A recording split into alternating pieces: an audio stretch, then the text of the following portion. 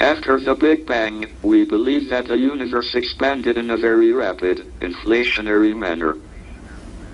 Again, this inflation in the universe quite puts modern economic inflation in the shade.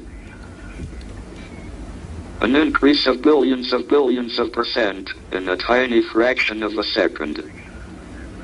Of course, that was before the present government. During the inflationary period, the universe borrowed heavily from its gravitational energy to finance the creation of more matter. The result was a triumph for the economics of Keynes. A vigorous and expanding universe filled with material objects. The debt of gravitational energy will not have to be repaid until the end of the universe.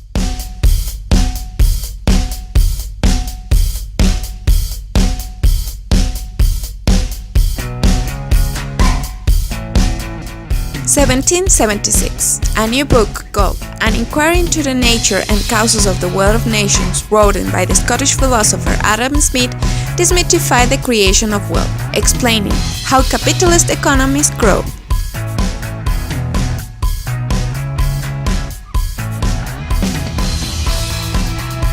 At this point, slavery was inefficient.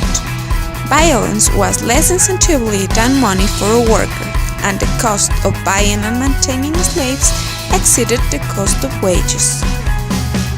Capitalists would make far more money by treating the workers legally and humanly.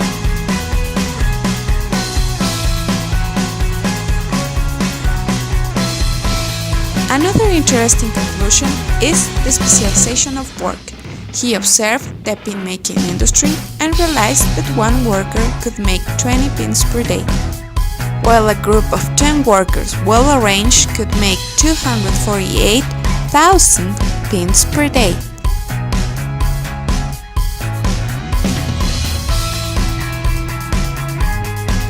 In the same way, he detected how productive the division of work was.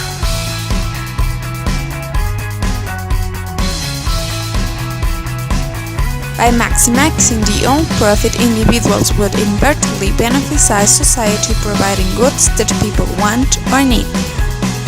He remarked that it's not from the benevolence of the butcher, the brewer, or the baker that we expect our dinner, but from their regard to their own self-interest.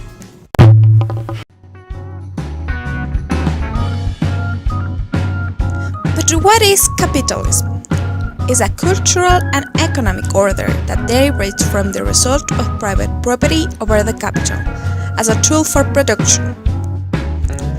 The production of goods and services is based on the supply and demand in the consumer market or free market. As a cultural system, it's characterized by innovation and investment to increase wealth, rooted in the need of private investors to turn a profit. An economic system, it relies on investment in machines and technology that are used to increase production of marketable goods. Industrial capitalism was developed in England after a civil war in the 9th century. This civil war had followed the elimination of policies about the loyal monopoly. The rise of good prices led to an investment in technology that would improve the production. Due to technology, productivity had increased. Eventually, it has brought down the crisis and encouraged further innovation in order to increase food production. Since food costs lowered and wages in England remained high, workers had more disposable income. And if there were consumable issues, they would consume. And because there is a greater demand in the market, consumer things became cheaper, coming up later in a world with so much stuff. Industrial capitalism has changed the focus in agriculture, reducing the number of people that there should work. That's why when factories started working, there were plenty of workers, including children, that got a job. To sum up, the more people go out to consume products, the more active the consumer market is.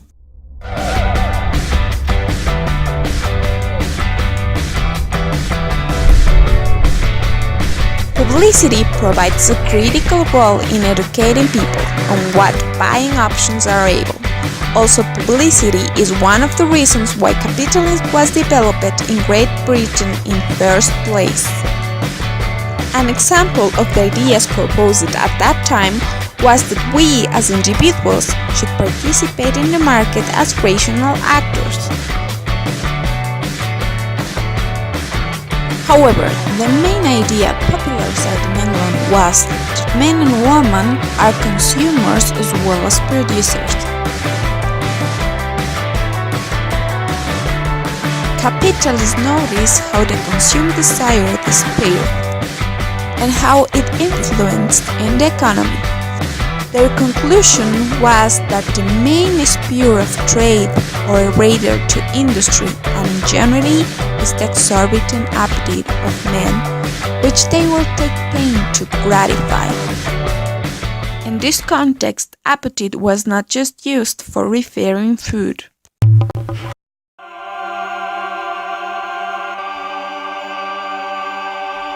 Since capitalism appeared, there were people that were against the system. Some of the reasons why the people reject capitalism are that the majority of us is expected to spend our lives to work, to create money that we are never gonna see. And this money is just concentrated in 1% of the people over the world. The waste of resources is destroying our planet. Because people has now the power to decide, they have more choices to make. As a result for that, people get overwhelmed with information and cannot distinguish what the real facts are.